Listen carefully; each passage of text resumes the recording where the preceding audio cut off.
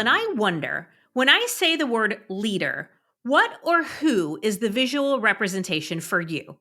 Maybe the word leader brings to mind somebody that you know or have worked with who was an incredible and impactful leader for you. Maybe you think of a notable leader from history or someone in the public eye who's currently leading others well and in a way that you admire. Maybe it's positional, situational, or relational in your mind. But if I asked you to describe great leaders generally, what would you say? I'm guessing qualities like vision, integrity, communication, decisiveness, and innovation would pop up a lot. We might talk about being able to trust them and how they empower others. I'm sure we'd hear some mentions of resilience and courage, growth mindset, and adaptability. We might even hear about how they make you feel or ways that they bring out the best in you. But here's my real question. I guess the question that's underneath my question. I wonder how many of us think of or unconsciously visualize gender when we think of leadership. And how many of us are thinking of women when we're asked about great leaders? I'm genuinely curious because the reality is the vast majority of us experience leaders who are men. I'm assuming that based on statistics like 70%, give or take, of the C suite are men, or that the books that we read on leadership are predominantly written by men, or that here in the US, we've yet to see a woman, currently or historically, hold the highest position of leadership in our country. So it seems likely that our experiences would provide us with a mostly male representation of leadership. Let's face it, conventional leadership models and expectations have been and are based on men, their attributes, their style, and their psychology. And I am not anti-men for the record, but leadership is no longer something that one gender is better suited for than another. And man, have I seen some women lead. Imperfectly, sure, but that's how every leader has ever done it. And I've seen women do it with great success and impact. And I believe the time has come where we value masculine, feminine, and everything in between in our leaders, that we admire autonomy and collaboration, independence and connection, directness and thoughtfulness, that we change how we define and how we represent leadership so that we don't continue to accept ineffective and frankly piss poor leadership just because it happens to come in a package that we're used to, and that we don't discount or ignore inspiring and productive leadership just because it doesn't come in the package that we're expecting. So let's talk about how we do that. Here to advocate for the future of leadership is Dr. Stacy Feiner, an accomplished psychologist, business leader, innovator, author, and mom who advises private and family-owned businesses with a pro-growth, pro-health approach that ensures leaders solve emotionally charged situations, move forward, and increase enterprise value and family connection. Stacy has co-authored the recent best-selling book, The Sixth Level, Capitalize on the Power of Women's Psychology for Sustainable Leadership, which is also being used in universities, businesses, and local governments. And she is here today to talk to us about what we can learn from women about leadership. Stacy, thank you for being our guest. And I think the best place to start it is to ask you about this sixth level. What is the sixth level and what does it have to do with women in leadership? Beautiful introduction. My head is just alive and charged up with all of the things that you talked about with regard to the qualities of leaders and the packages that they come in and our expectations. So let me just say, you've lit me up. Yay, I love that. I'm My really pleasure. glad to be here. Yeah, really glad to be here. Yeah, that's a great place to start. What is the sixth level? So I first want to say that I am a co-author of the book. There are three other co-authors with me. Of course, I'm Stacy Feiner, Rachel Wallace Andreasen, Dr. Jack Harris, and Dr. Kathy Overbeck. And we came together about 2 years ago formally to write this book. The sixth level, what is it? The sixth level is the style of leadership, the qualities of leadership that women bring to leadership that is above Maslow's hierarchy. Maslow's hierarchy is 5 levels, tiers of 5 levels. It stops too soon. As many leadership models end too soon. They end with things like self-actualization, autonomy, separation, and individuation. And what that represents is a focus on one's self, when we get to a place in our development where we can expound on and explore our own potential because we have our other needs met. But what we haven't done is we haven't studied women's psychology. And therefore, until 1971, we did not have a theory or a model of the qualities that women bring to leadership. And that's called the sixth level, self in relation. So Maslow stops at self actualization, and the sixth level goes to the next level above that to self in relation. And that's the sixth level.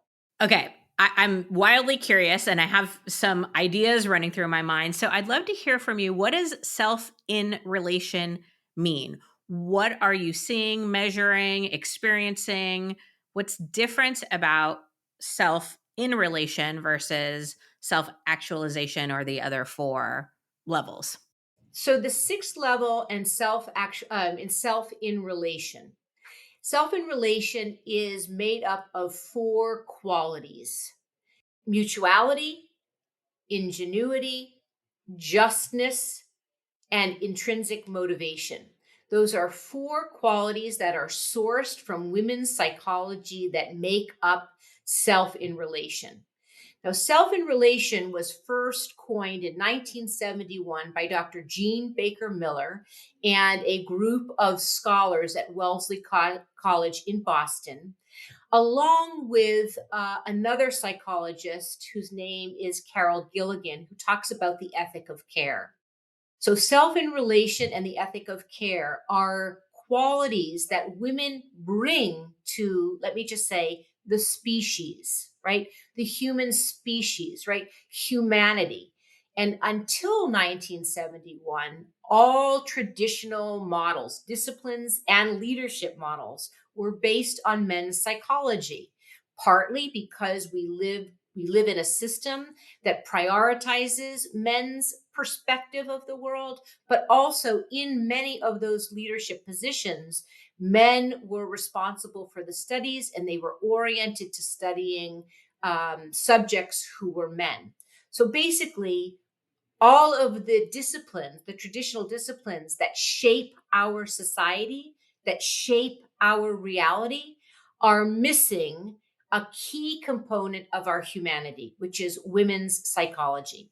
And what I may add, as part of self in relation, it's also women's sociology. So, what all models miss is the sociology, the psychosociology of women's orientation, that will round us out in our understanding about ourself and others. So self in relation is in fact the ability and the need and the natural human endeavor of learning about oneself through the eyes of another, and for that person to learn about themselves through our eyes. And not just that we learn about ourselves through others, and that we can't learn about ourselves fully without relationships. We also develop our sense of self in relation to others. So, our sense of self, our orientation to who we are in the world, is made up both by our own biology and our own psychology, but also in the interactions and the way we create meaning and relationship with others. So, as you're talking, all I can think of is this seems of vital importance when we think about leadership, right? The self in relationship with the other people that are around us is leadership. A leader without people is just out for a walk, right? Like you have to be leading other people and be in relationship with other people in order for it to be leadership. So this seems of vital importance and kind of a big miss for a very long period of time. Am I misinterpreting that? No, you're spot on. It is jaw dropping. And it's jaw dropping still to the place where there's resistance to this notion, and there can be like a pushback when we talk about these concepts, that somehow it's leaving men out, or it's about women and not men. And in fact, what we have missed so profoundly is the notion that we must learn from women. So it's interesting you said this, Nicole. We were one of Rachel Wallace Andreasen, one of our co-authors, has was tells the story where she was at a meeting and she talked about her book, and everybody was very excited for her. And the men in the room said, "I have to get this book for my wife or my daughter, or my chief HR person who's a woman."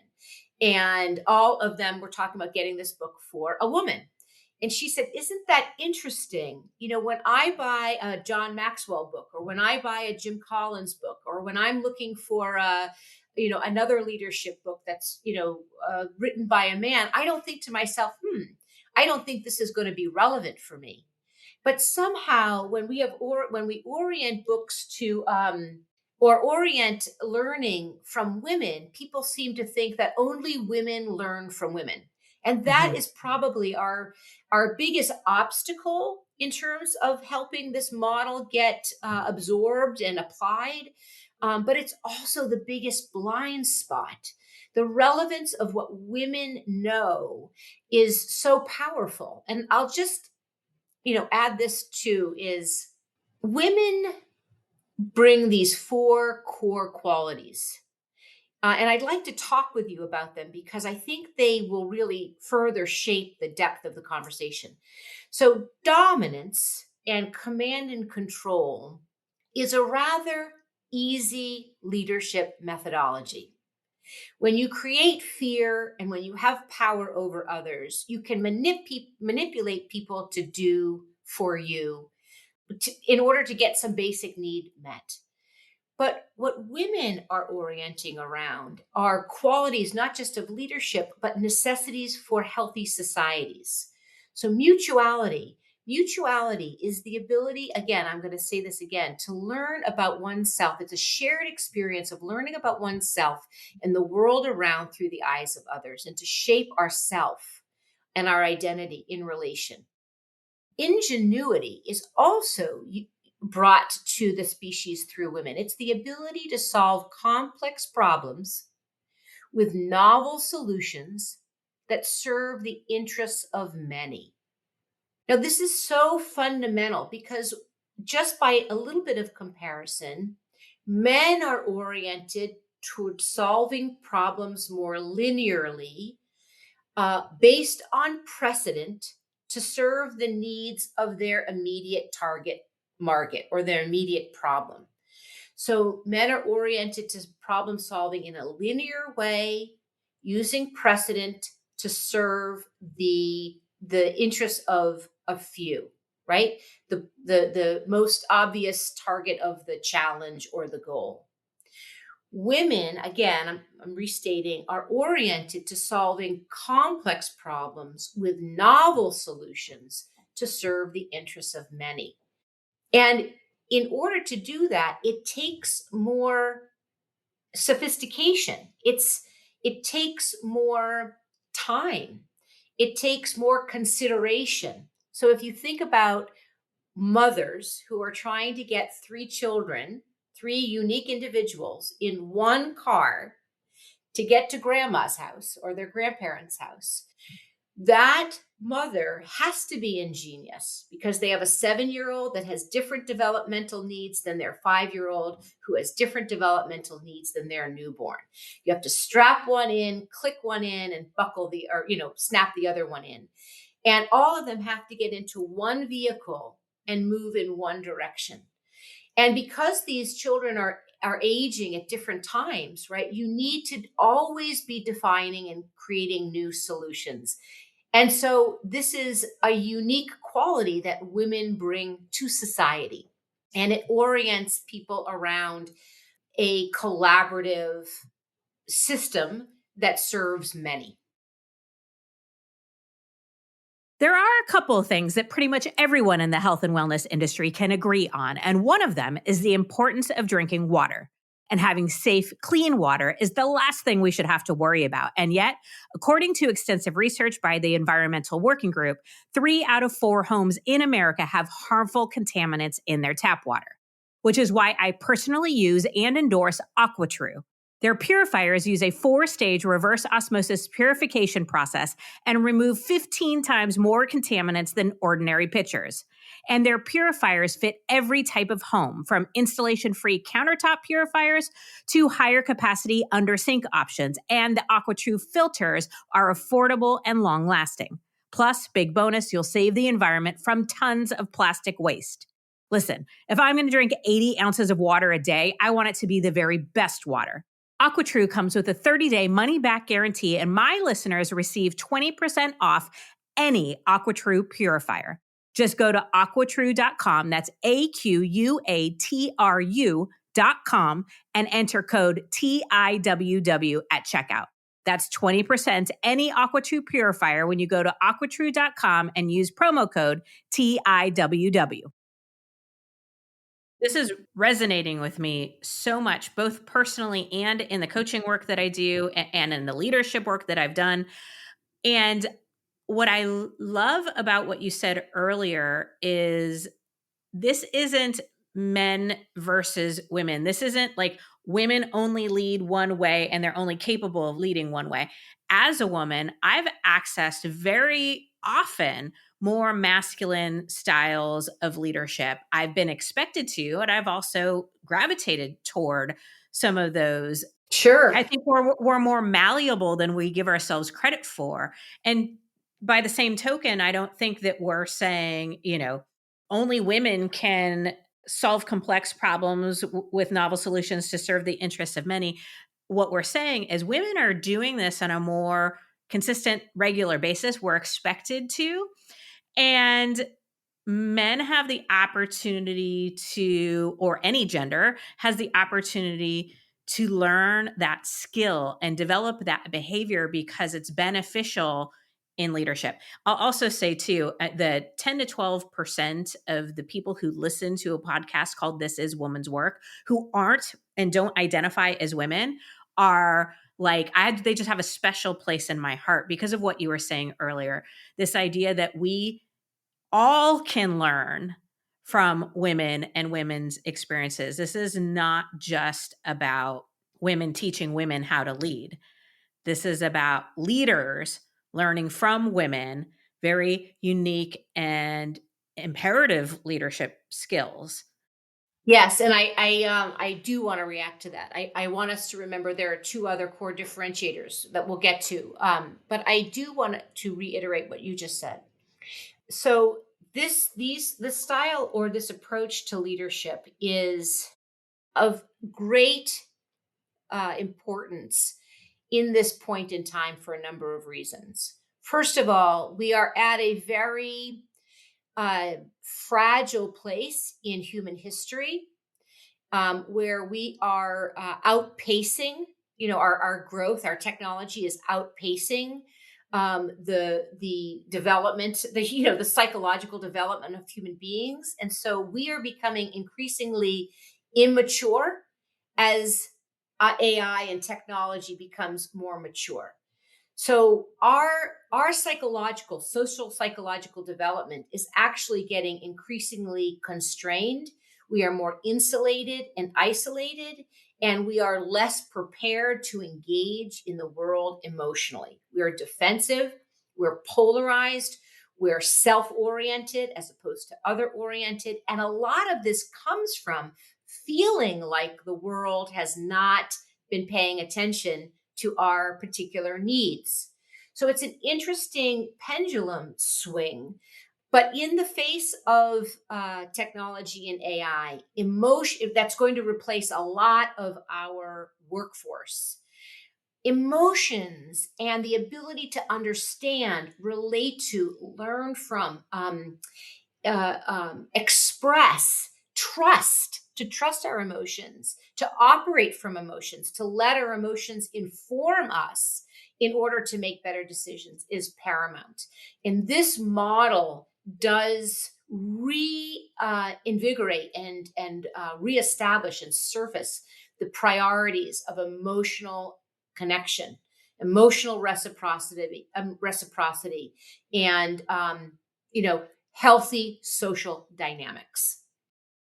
Yeah, thank you for saying that because I was going to ask why you believe this is so important right now. And you articulated it beautifully and couldn't agree more. I mean, we are feeling more disconnected, even with all of the access to connection we seemingly have.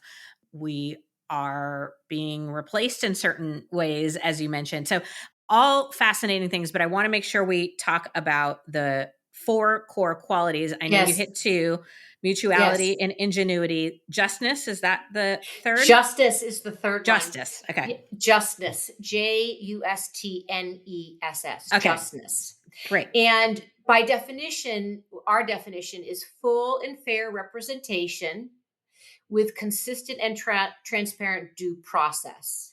Now, justness is very critical in healthy social dynamics and why women uniquely bring this to humanity so men can also learn this, like the species can learn it, is because women are the first victims of injustice. And if it isn't our person, by extension, it's our offspring or our parents or our peers, our partners. Um, we are so connected to the systems, to the family systems that we live in, that somebody else, a victim of when our loved ones are victimized, we by association are also.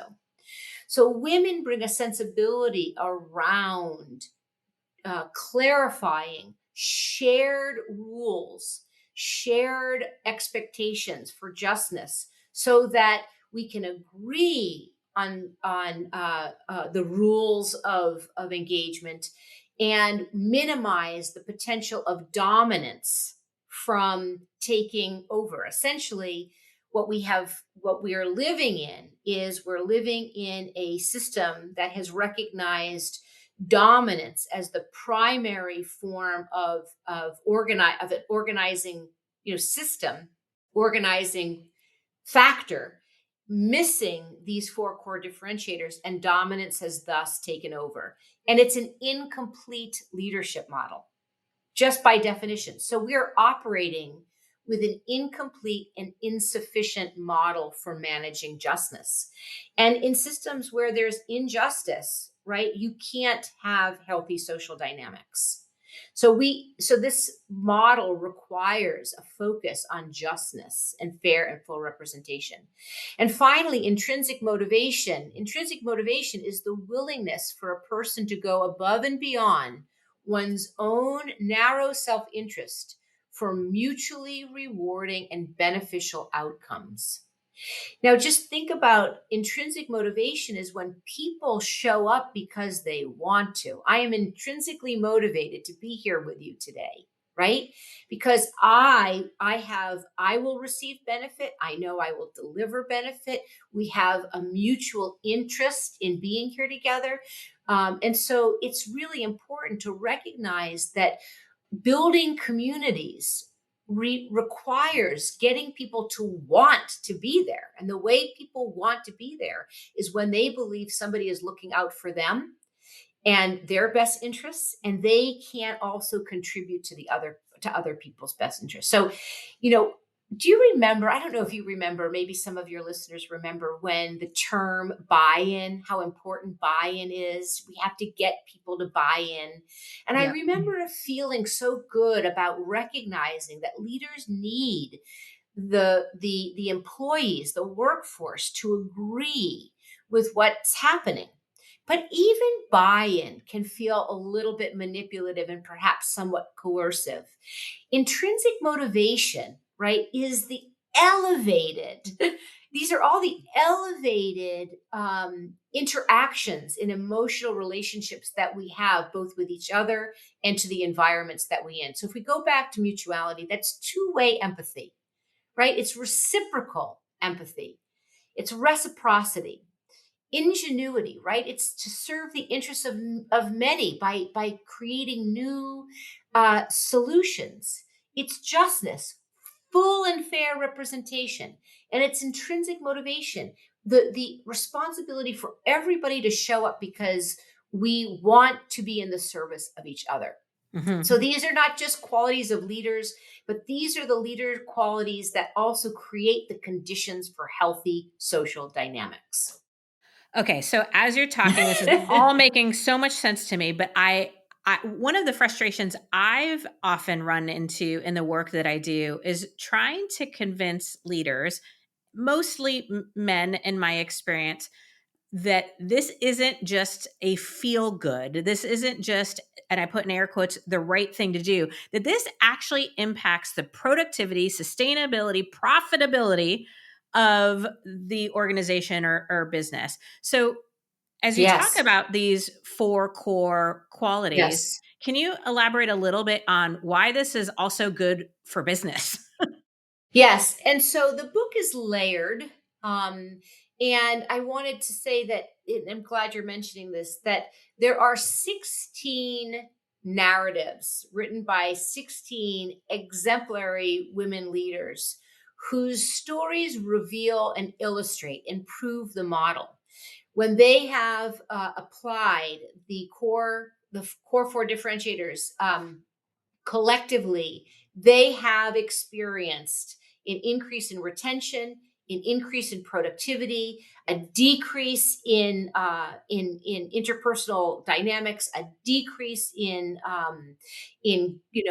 legal grievances, and just an exponential ability to grow, to perform at higher levels, to retain clients, and to beat the competition. So this is a model that improves business outcomes. Now, interestingly, it does require more from the leader, right? So Yes. if you think about a leader who wants to win and is winning without the four core differentiators, and somebody presses them to say, if you do all these things different, you can perform even better. But the requirement is for them to change their own biases, to work in a different way with the entire system, oftentimes in a system that is already celebrating their leadership. They are not particularly inclined to learn a new way of leadership in order to grow. But in this shrinking world of emotional intelligence, emotions are becoming paramount. Understanding them, developing relationships is going to be if not, if it isn't already, we haven't necessarily realized it, but it is going to become apparent that it's going to be these four core differentiators and several others that other models have brought to bear, that will elevate business and the experience that employees have working in their companies. And so these stories are really, they're critical, and they prove out the model. Mhm. As you were talking, I keep thinking about one of my beefs with how I see leadership being done today, regardless of gender and who's doing it, is this sort of what I call lazy leadership. It's the do what I do, say what I say, I'm in control, just buy in, right? Just step in line and I understand the inclination towards that because it's easier. I mean, you just tell everybody what to do and they do it, and that would be frankly easier. This is such a more But it nuanced and more fails. challenging. Exactly. So it's funny. I've said this to some people that I've worked with in a consulting standpoint in the past, and they thought I was off my rocker. I was like, I want to start with some of the leaders in the organization that are having the hardest time, that aren't getting the results in their business that they want to be getting, because I find they're more open. It's the Mm, people who are, succeeding currently or ringing the bells, mm, and it's working the way it's always been done for right now. Those are the hardest ones to have this conversation with. They're just stuck. right. They're not interested. And you know what? It's good that you point that out, because we don't need to start with the resistors, right? One thing that Jim Collins, he learned and he says is that you start with the companies that are ready. and the ones that are in the most pain, who are open to making new decisions and trying new things. One thing that is also really important is the way that psychology has been developed and how we're going to help men and women develop these core four differentiators is with a concept, a neuropsychological concept called, or not just concept, but mechanism called toggling. And toggling represents two parts of the brain. One part is the more analytical brain, and the other part is the more emotive and emotional brain. And over the course of our lifetime, women have been taught and socialized and expected to develop the emotional side of our brain, right? As caretakers in the ethic of care. And what we have also seen is men are oriented towards socialized to be more analytical, right? To dismiss emotions, even though they have a lot of emotion. Anger is an emotion which men are very accustomed to expressing. It's an emotion, and it can often be irrational and impulsive, and it shouldn't be in the boardroom. So when they say they shouldn't have, women's emotions in the boardroom, well, they shouldn't have those, irrational emotions in the boardroom from men either. But my point is that then over time, women are also expected and taught to learn men's way, right? The more analytical way. So we have developed a strength in toggling. Women can toggle between the analytic and the emotional quickly and seamlessly, where men who have not typically exercised the toggling muscle and are less capable and less practiced at using their toggling skills to develop emotion and to use emotion as part of the decision making with analytical. So what we are asserting is that a very critical way for helping leaders adopt the sixth level is to learn to toggle. And to learn to toggle is to practice moving between the emotional and the analytical. And that is, that's a very reassuring and encouraging, fact and notion, is that these things can be learned.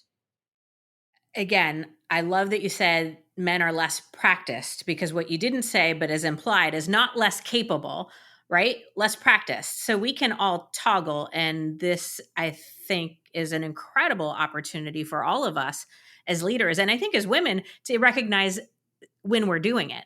I think sometimes we're doing it so subconsciously, we're not even aware. Okay.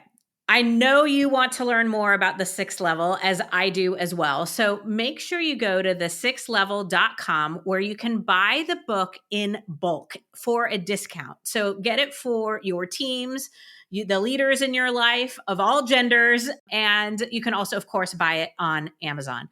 Stacy, thank you for this incredible conversation and the wildly important and valuable work that you're doing to identify and have us all talking and orienting around the sixth level. Thank you, thank you, thank you. Oh, thank you so very much. And to your listeners, thank you. Okay. It's clear to me, and I hope to you, that the future of leadership must be one where all genders can thrive, bringing their unique perspectives and strengths to the table. How would we lead a diverse team of people? How could we serve a diverse population of clients and customers? How would we attract a diverse group of talent without diverse thought, perspective, and experience at the leadership table? I don't know about you, but I'm tired of seeing photos on websites and on LinkedIn of leadership teams or leadership events that only include a sea of white men. I would never choose to work for or buy from that company. Why? Because how could they understand me? Why would I believe that they value my perspective? How would they support or serve me if they don't see or develop leadership in other women? Women have been leading for a long time in many ways that work, as Stacy already pointed out. The answer isn't to replace men with women, but rather to have women lead with men and every other gender together. And those that say it can't be done, I say you don't understand leadership, because being an agent of change is what leadership is all about. Leaderships are called to advance, improve, influence, and move people forward. That's the job, my friend. And as the quote says, change is hard, but not changing is fatal. So let's remember, leadership is not confined to a single archetype. It's dynamic and multifaceted, and we can toggle. And it is absolutely woman's work.